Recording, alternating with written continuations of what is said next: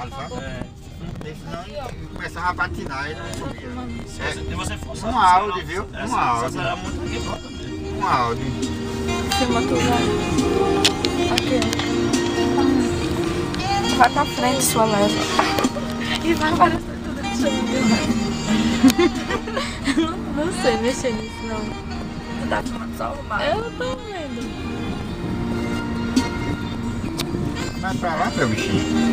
Tá aqui no meio da rua. Que tá ligado que... Você quer ser atropelado mesmo, rapaz? Acaba não quer bater em você, mas você não quer bater no gato. Desista. Quer problema, quer arrumar um problema. O Canyon. Diga aí, estamos em Coqueirinho. Que é um problema, porque só cabe um carro. Aí vem e vai, aí dá noite. 2 horas pra chegar aqui. Não é, mãe? Quando subir. Minha filha. 2 horas pra chegar aqui. Se não souber dirigir, força demais e começa Tá a fazendo a patinar. tua, é? Você quer? Não, é tu. Tá eu. Tá vendo a câmera aqui, não? Eu também tenho que fazer viagem, né? Que eu daqui...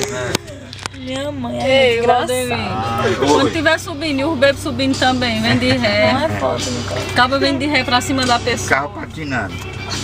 Deus que me livre, né, Deus? E a gente tomar pelo menos tá de banho na carro praia? automático, que não precisa fazer meia embreagem, né? É. Do Alex. Não vou pra correr mela. Vem que o velho disse que lá pra baixo tá cheio. Ai, não.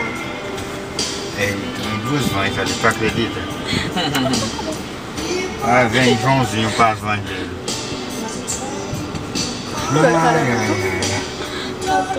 A ordem de papel.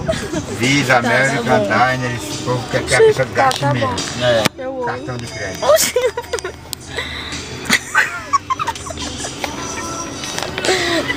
E agora, gente? A minha boca. Tem mais carro aqui. Tio Rinaldo aqui. Não tem ninguém A pra pessoa não orientar. tá subindo. Bárbara, tio Rinaldo. Parou ali, morreu o carro, foi? Aquela parada aqui morreu, não foi? Olha, agora Tá pegou. aí. Meu Deus Não do tá céu. achando. Aquele cara não vai subir não.